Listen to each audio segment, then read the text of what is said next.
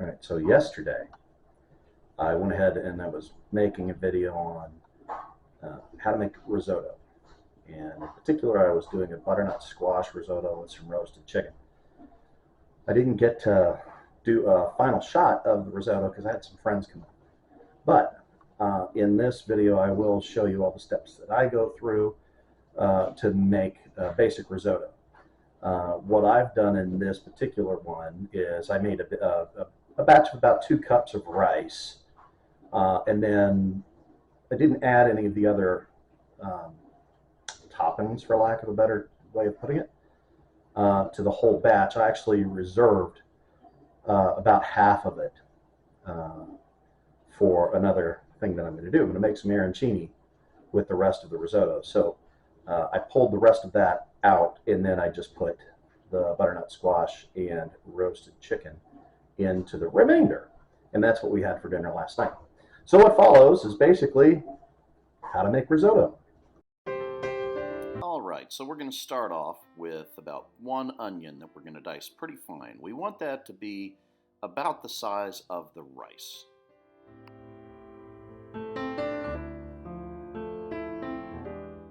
Next, we're going to add 3 cloves, 4 cloves of garlic that we're going to dice very fine. Not quite a mince, but pretty fine.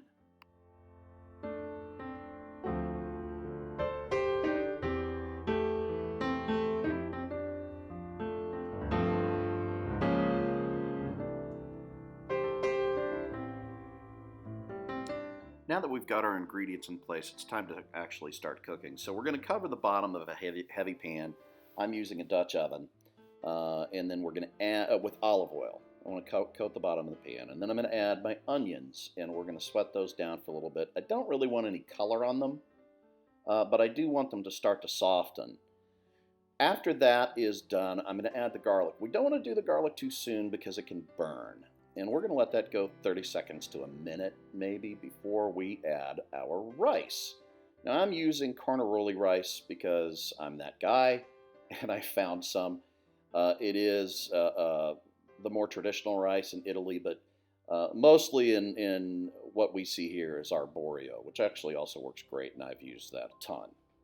We're going to toast this rice in the pan just for a few minutes. We want it to soak up a little bit of the onion and oil and garlic flavor before we begin to add stock.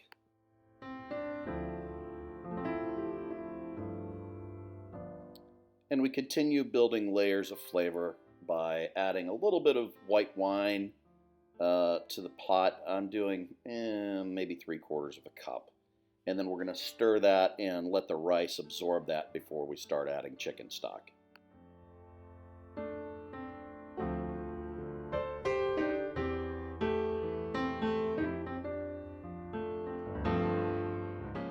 If you have it, this is a good time to add a little bit of saffron. It's going to give you that beautiful yellow color and a nice subtle flavor. And now comes the kind of tedious part. You're going to begin adding chicken stock or vegetable stock or whatever it is you have. And you're going to do that a ladle or two at a time. You just want to do enough that will cover the rice and then stir until it completely absorbs. And you're going to repeat this process over and over again until you've used up a good amount of your stock. I've got a couple of quarts in a pot on the side, or until the rice is done to your likeness. I like it to be just a little bit firm in the middle. They call that al dente, right? I should mention at this point, before I move on to where I'm adding a little bit of Parmesan, I've actually removed a little better than half of the risotto to a separate pot because I'm going to use that. I'm going to actually put it in a sheet tray and spread it out thin because I want it to cool off because I'm going to use that to make arancini here in the next day or so. Okay, to this reduced amount of rice, we're going to add about 1/4 of a cup of freshly grated Parmesan Reggiano.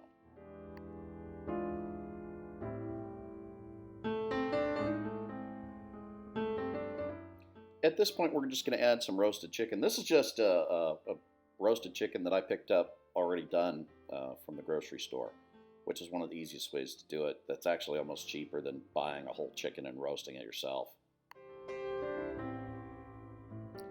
before I show you adding the butternut squash to the to the finished product, let me just show you what I did.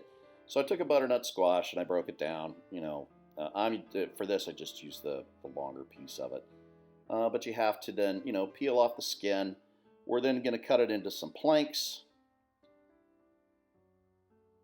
then into some sticks,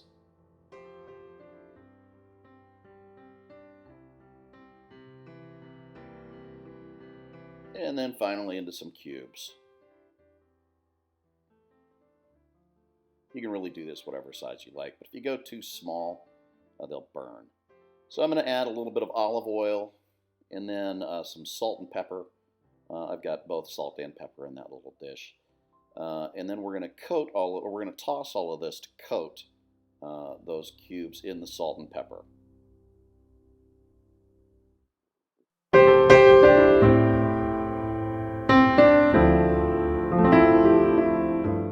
Alright, then we're going to spread this in the sheet tray, lay it out flat, and then we're going to pop this in an oven. I had it at 375 for about 45 minutes or so.